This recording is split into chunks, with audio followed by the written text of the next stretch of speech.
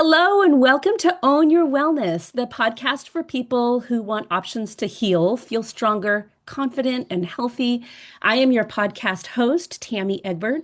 I'm a national board certified reflexologist, holistic health advocate, and a firm believer that you have more options than you've been told. But right now, Maggie Heidbrink's story caught my attention on Instagram, and I had the chance to chat extensively with her to learn all about it. And I'm just so honored to share her story with you. I think you are going to learn a lot from this. So, just a little intro about her. She spent years actually getting ready for something that she hoped would never happen.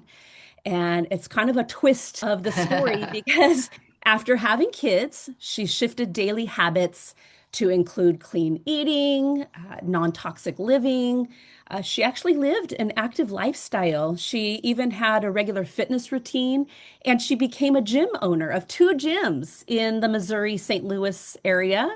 She found a functional medicine doctor that she trusted. She was devouring healthier living, even for fun. She would listen to the latest research on podcasts and learn all about all things healthier. And then one day, this is the interesting part, 6 months after having a clean mammogram and only 2 weeks after discovering the teachings of a Southern California doctor who specializes in holistic cancer treatments, she was doing her morning stretches. And that's when she found a lump under her arm that was later diagnosed to be stage 2 breast cancer. And like any of us would be, she was scared. She was also, in the most unexpected way, almost prepared for what was to happen next. So, thank you for sharing your story. I wanted to give a little recap so that we can dive into some really fun details that could help somebody change how they think about it. And so, I've seen you on Instagram. You share amazing information about what your oncologist doesn't tell you. And It's I my favorite love it. line. I A love it. It's got a little whoop to it. little bit of a And punch, yeah. Get yeah, a grab little your bit of a attention a little punch. bit. You share health tips, shopping alternatives. And so, Maggie, thanks for being here. Thank Um, you. Thank you for the introduction. That was great. I'm happy to be here, and the more I can get my story out there, and if it helps just one person, then that's why I'm here. That's why I decided to share my story on social media because I think that we deserve to be informed consumers and yes. informed women. So, Informed women. And, that is the exact reason I created this podcast, to get the stories out. And so yeah. the morning you were doing your stretches, you found a Mm, lump, you had had mm, a clean mammogram only okay. approximately 6 months earlier.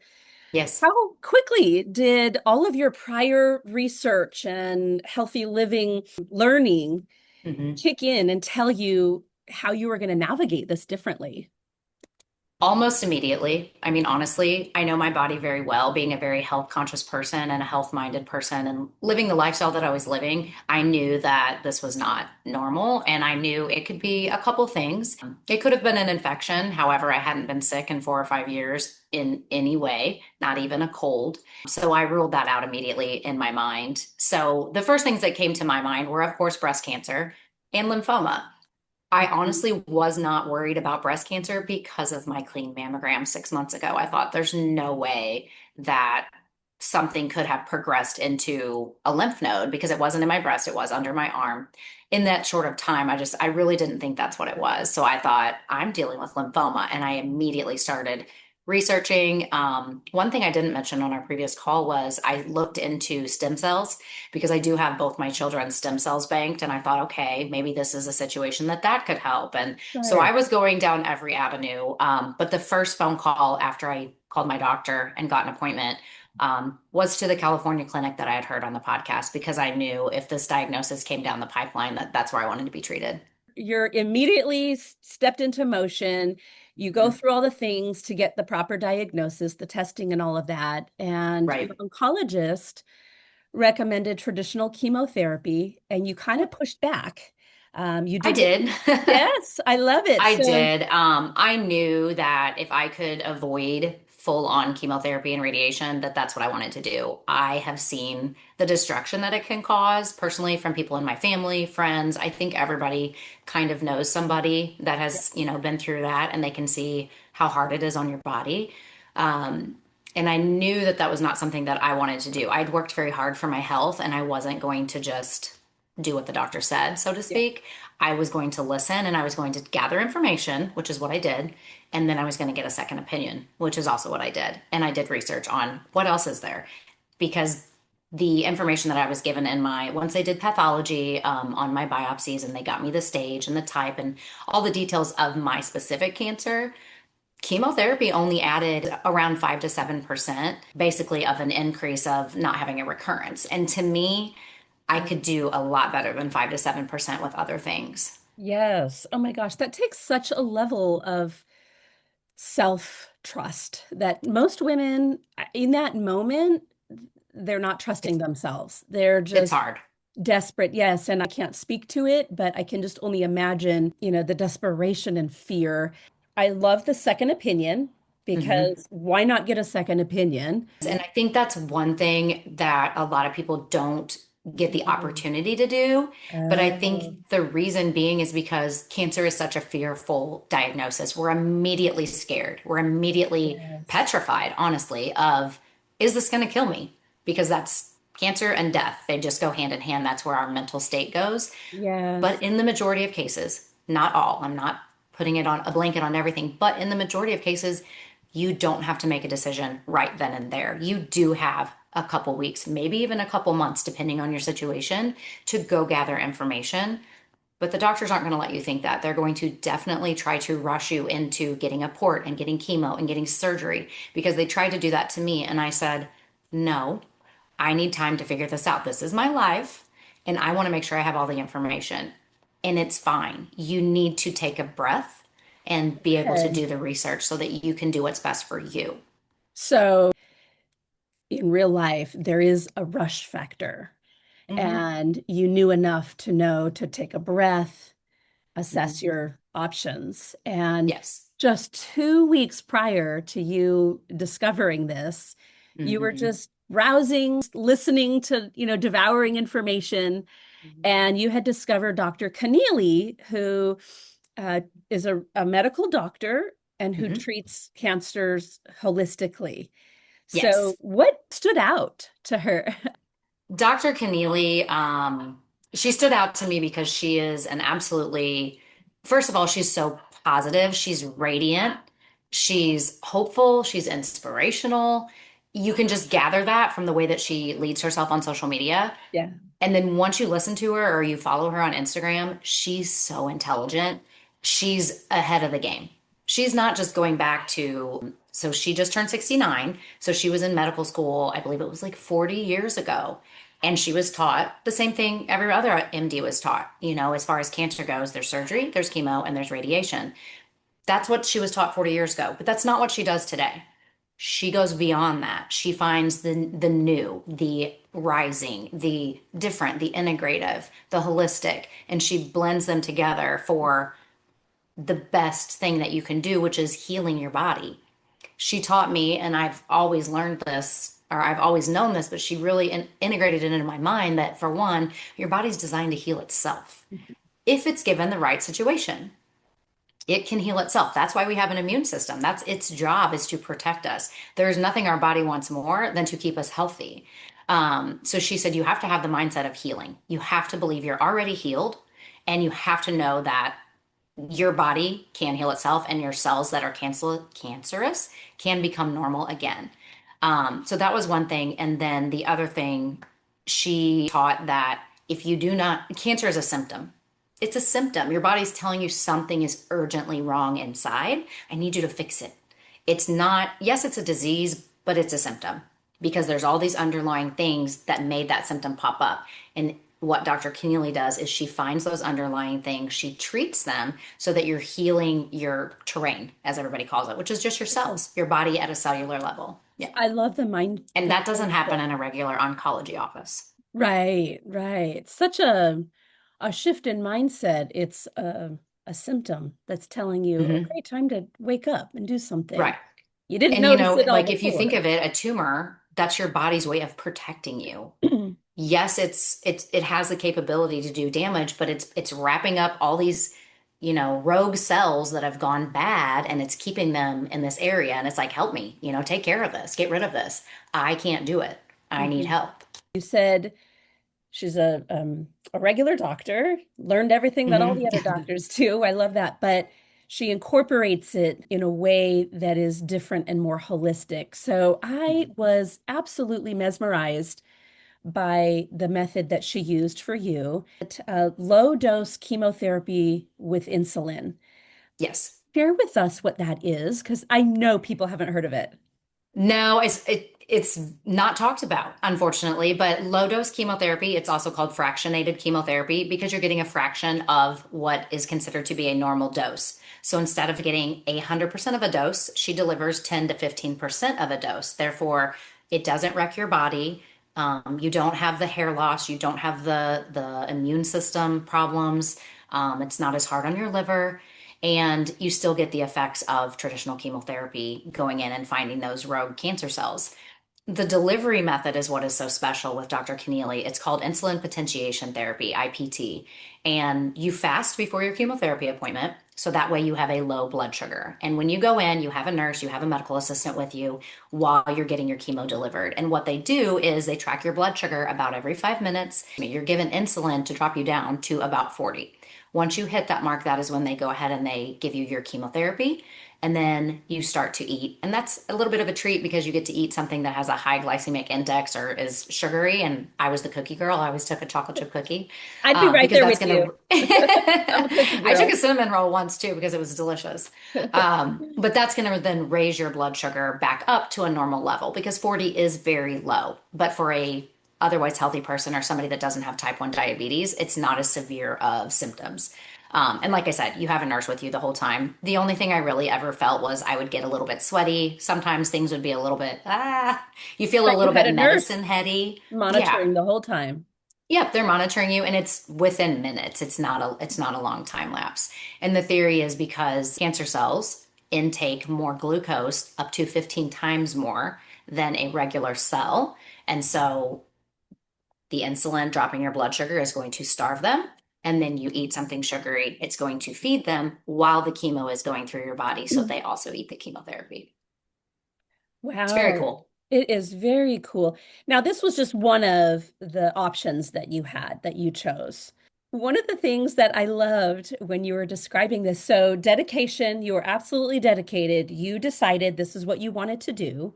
You live in Hmm. Missouri and you were flying I to do. beautiful Irvine, California, every week, Yes. once a Every week week. for 10 weeks. 10 weeks. Yep. 10 weeks. I did. So, what I loved about your story, and you could just maybe capture this a little bit because I think it's such a mind shift as well. Hmm. One of the things that stops a lot of women from exploring alternatives to treatment is fear. Fear that Sure. anything different from aggressive treatment means that they're not fighting hard enough, good enough. But Yeah. you described your treatment period as almost a time of self-care. And so I just Hmm. want you to describe a little bit what that shift was. Like what was your daily life like during that 10 weeks in Irvine back and forth? Back and forth. It was as good as it could be under the circumstances. And that's what I tell people when I say I enjoyed my treatment. Of course, I didn't enjoy getting chemotherapy or having cancer in the first place. But to be able to go to California, a place that has sand, sun, fresh air, those are all so good for your body and your mental state. That's what I mean. I was able to go every Tuesday. I would fly out to California. I would go to my hotel. While I was on the plane, I did my Instacart order so that I had all my fresh groceries. I made sure to get a hotel. There's a hotel within walking distance of the clinic, which was amazing. And I had a full kitchen because I wanted to make sure I could cook healthy food. So by the time I got to the hotel, my room was ready, and they would even put my food in the refrigerator for me. They were great. Um, Wow. Anyway, and I would go for a walk. I would sit by the pool, and then Wednesdays I would go in for chemo, and I would be at the clinic from 8 until about 3, depending on how many patients were there that day. And I immediately went into the sunshine. I either laid by the pool or I hopped in an Uber and I drove or rode 20 minutes to the beach and I would go for a walk on the beach. Grounding is a huge thing for me. And chemo is a hard day, is very, very long day. And the up and down of your blood sugar does make you very tired. But getting out in the fresh sunshine, it reinvigorates you a little bit. And there was nothing better for my mental health than being outside in California during this treatment.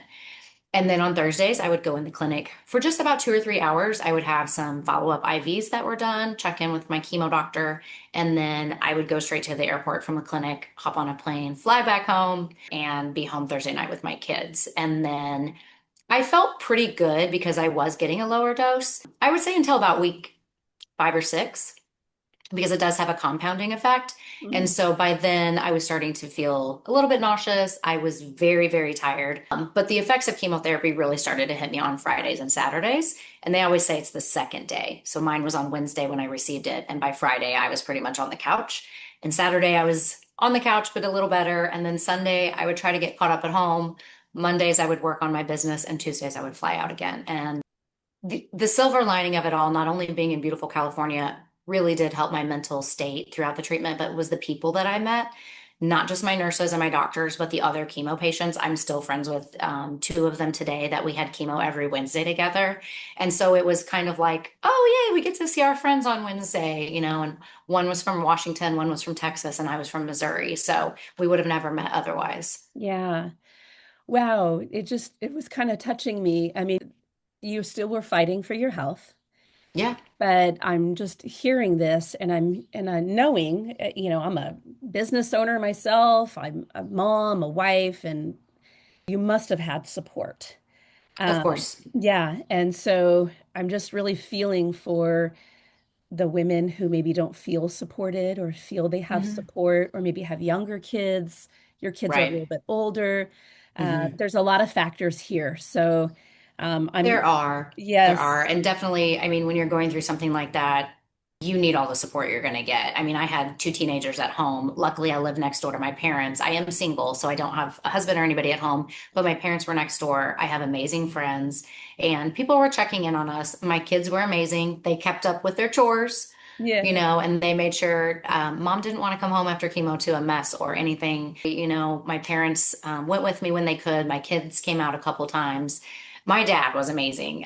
He went to every single doctor's appointment with me in Missouri, and he came out to California 3 times. So oh, he literally would not, even if it was just lab work. I was like, Dad, I'm fine. I can. And he's like, No, I'm going with you. So oh my God. it definitely takes a village, as they say. Yeah, yeah, it does. And we don't have access to these options. It's not given to us as like a given. No. No, Insurance I was doesn't pretty cover much it. chastised for even considering it, to be honest. You were. Yes, I got Yeah. some looks and some comments from my doctors. They did not like, they were fine with me getting a second opinion. They were like, yeah, go do what you need to do. We understand that. However, you need to do radiation. You need to do chemotherapy. You have to do it, or if you're going to be stage 4 if you don't. I thought, no, I'm not. I'm Wow. not. And I don't want those words spoken in my world Present. because Yeah. that's not what's going to happen. And so I even asked them, I get Dr. Keneally's clinic gives you a big healing binder with all the treatments. It explains every single one of them. It's a plethora of information. And I took it to my appointments after I spent 2 weeks in California prior to my surgery, and they wouldn't even open it. But I tried. So, I you assured them I was going to a very reputable doctor, a know, very, very successful clinic where she has treated thousands of patients over the last 40 years. And I wouldn't be doing it if I didn't have the confidence in it because I'm a yeah. 49-year-old mother of two. Of course, I want the best, longest, most healthy life I can live. But I'm just mind blown about why aren't they even open to hearing what is working for you? And what happens now? What does the conversation look like with them now? Are they at the least curious about how you're doing? And Um, well, to be honest, I do not follow up with my oncologist because I did a double mastectomy last April. I did follow up with her after that, and she was said, that a if you're personal going to, choice of yours, or was that yes. recommended? No, it was my choice. She Okay. asked me, she said, if you're not going to do my chemotherapy and you're going to go to California, she said, do you want to follow up with me? And I said, I don't feel it's necessary. I'll be following up with Dr. Keneally. So we had one final visit where she ran a test called Signatera. She said, I want to make sure that everything was out after your surgery. And Signatera basically looks at your tumor's DNA and it looks at your blood and it looks to find the tumor's DNA floating around in your blood. It's something Dr. Keneally uses to monitor me to make sure that I'm at zero and negative. And the oncologist ran that test and it did come back negative. So, which is what we want. Hmm. She said, okay, well, best of luck. I hope I don't ever see you again. I said, I hope I don't see you again either. And I like the doctors. I'm not speaking Yeah, bad of them. It's just a different mindset. it's a different approach. Yes. And I saw my surgeon one other time so far, and she was great. You know, she was happy that I was cancer free, and she was happy to know that I'm still watching things. And Mhm. she was definitely not in agreement with not doing radiation or chemo. Well, great. Thank you for that insight. There's a few more questions, and I don't want to leave them out. While Sure. you were at the clinic, you learned a little bit more about the connection between breast cancer and long-term unresolved stress, trauma, maybe like Hmm. unforgiven emotions. Can you just talk a little bit about what you Sure. learned or what opened your eyes there? Yes, it happened in my consultation with Dr. Keneally. That was the first time I realized it. I did not know that I knew your body held on to emotions, but I didn't know they could cause illness and disease. And Dr. Keneally asked me about just what had been going on in my life the last 5 years. And I told her about 4 majorly stressful years had at that time, so much that I was in her office crying. I was crying because there were so many things going on in our family with my business, with my mother's illness, with a relationship ending.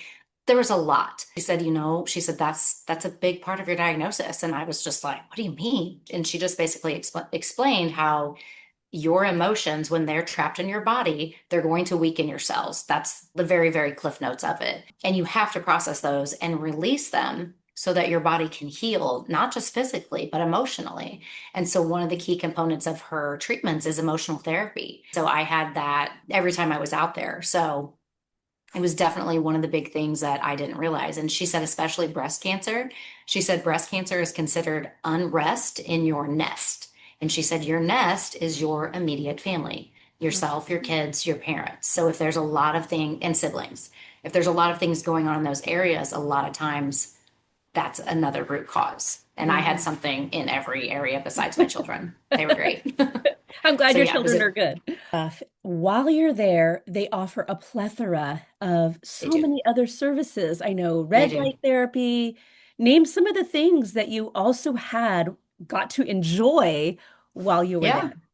So we did a lot. I did a lot of IVs. High dose vitamin C via IV is something that I did weekly. I did curcumin IVs, methylene blue IVs. We were always in the red light bed directly after chemotherapy. We also did what's called endo laser, which was through an IV in your arm where they would hook up to different UV lights, different colors. There were 5 different ones. Each one had a different job basically, and it would send the light through your veins and through your body. I also did EBOO, which I can't remember what that means, but basically it's cleaning your blood. You have 2 IVs, one in each arm. They take out, it's about 2/3 of the blood in your body, and then they run it through a filter to get out any toxins, any infections, just any junk that's floating around in your blood. And then it goes through a UV light, and then it's put back into you. That was one of the amazing things I did there as well. This is I extensive. Yes, I did the emotional therapy. I did acupuncture. They have lymphatic drainage massages, biocharger sessions, which was really interesting. A lot of energy healing. That's what the biocharger does. I'm trying I to know think. There's so much PEMF, there. PEMF. PEMF, yes. Every time, if you were getting IVs, they were either giving you were doing PEMF because you can sit on the PEMF mats. And for breast cancer patients, they had a tubing that would go around your affected breast because that basically wakes up your cells, is what it does, so that whatever you're delivering via IV is more effective. Yeah. We also did hydrogen water. So we would inhale hydrogen and then they would give us the water from that machine when you were done to drink. So we did that while we were Wow. sitting in the chairs as well. This just sounds like a dream wellness clinic. It is. It is. And she has 2 sides. She has the cancer clinic and she has the wellness clinic. So you can go there just to optimize your health as well and prevent. things like this. Are these, write these things down. Is this anything that you have access to? Is this something that you can be prepared for in the event that you may need it or you want to elevate your health? I mean, if you're near the Irvine area, oh my gosh, I'm a couple hours away, but it would be worth a visit for me. Oh, definitely. Yes. Definitely would be. Yes, but so take notes on all of these things. One other I'll be there in thing, a month.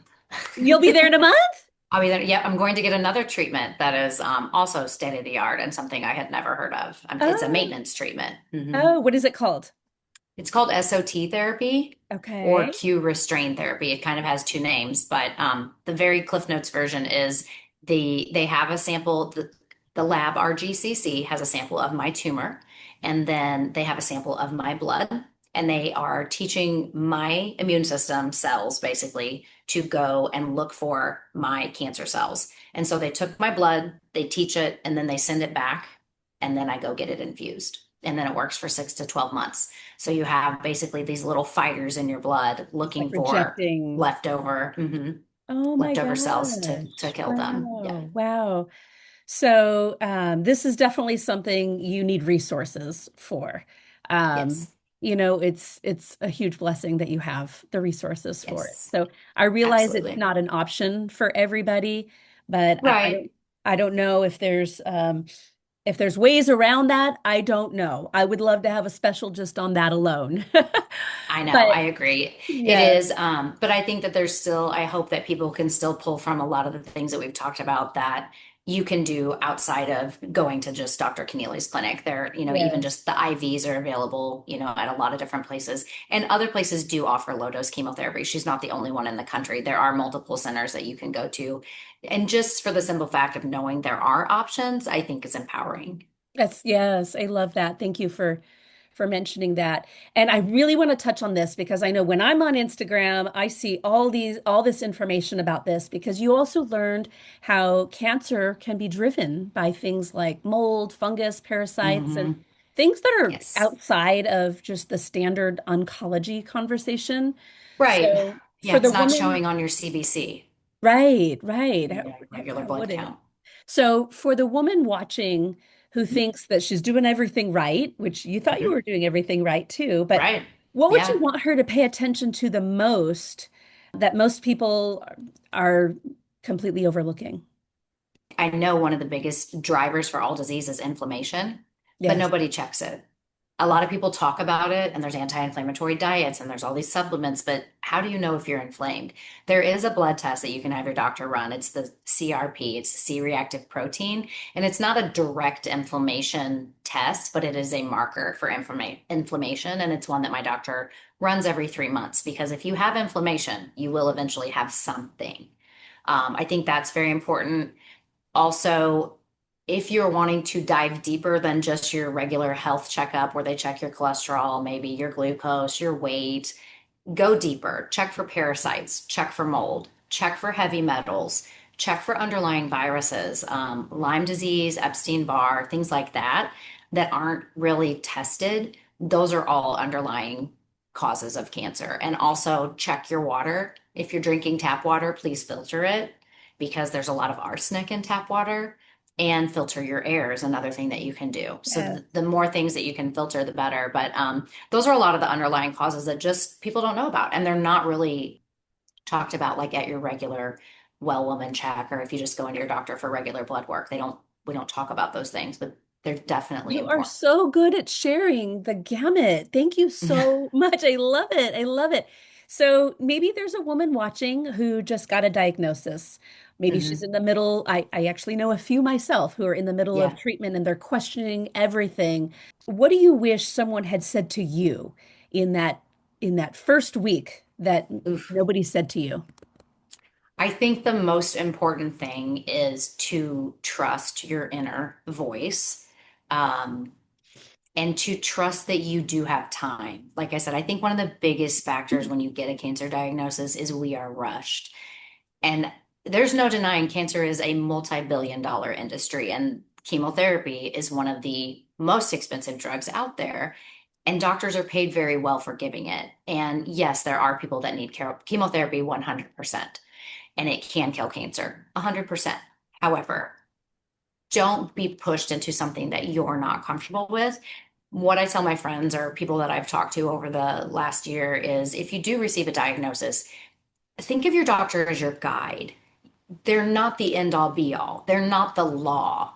They're the one that is there to give you the information, and then you take that information and decide what you do with it and talk to more than one doctor. You have the time, unless it's a very, outlier. Of course, there are some emergency situations, but in most cases, listen to your inner voice because it's guiding you.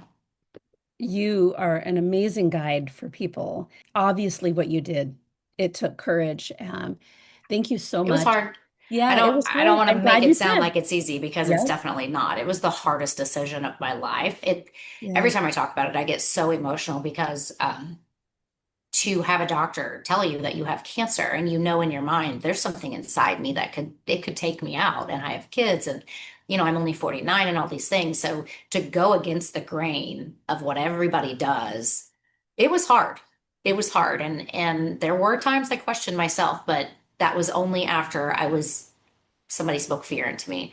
And when I was out of that Mm. environment, I knew, no, this is the right choice for me. Such good words, such good words. What a strong testimony.